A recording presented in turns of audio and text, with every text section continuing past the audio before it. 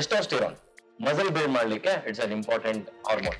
ಇದನ್ನ ಹೇಗೆ ಮೇಂಟೈನ್ ಮಾಡ್ಬೇಕು for A very long time, ಅಥವಾ ಒಂದು ಏಜ್ ಆದ್ಮೇಲೆ ನಿಮ್ಗೆ ಟೆಸ್ಟೋಸ್ಟಿರಾನ್ ಲೆವೆಲ್ ಕಮ್ಮಿ ಆಗುತ್ತೆ ಅಂತ ಹೇಳುತ್ತೆ, ಅವಾಗ ಏನಾದ್ರೂ ಸಪ್ಲಿಮೆಂಟ್ಸ್ ಆಡ್ ಮಾಡ್ಬೇಕಾಗುತ್ತೆ in case if they are into muscle building.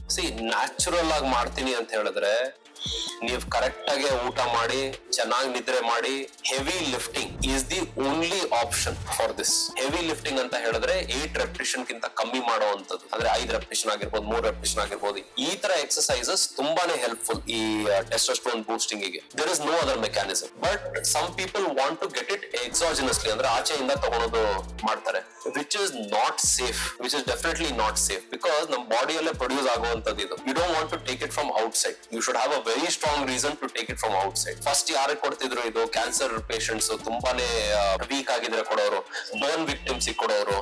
ಆ situation they use to take it. Nowadays people have started taking it for aesthetic reason, ಹಾಗೆ ಹೀಗೆ, ಅಂದ್ರೆ which has a lot of drawbacks ತುಂಬಾನೇ. And if you don't see the drawback right up front, with age it will start showing up. The organ start becoming heavier. They can have a cardiac hypertrophy, ಅಂದ್ರೆ cardiac muscle ಏನಿರುತ್ತೋ ಅದರ thickness ಜಾಸ್ತಿ ಆಗ್ಬಿಡುತ್ತೆ. ಅವಾಗ ಒಳಗಡೆ blood pumping chamber area ಕಮ್ಮಿ ಆಗುತ್ತೆ. So heart ಅಷ್ಟು efficient ಆಗಿ ವರ್ಕ್ ಆಗೋದಿಲ್ಲ.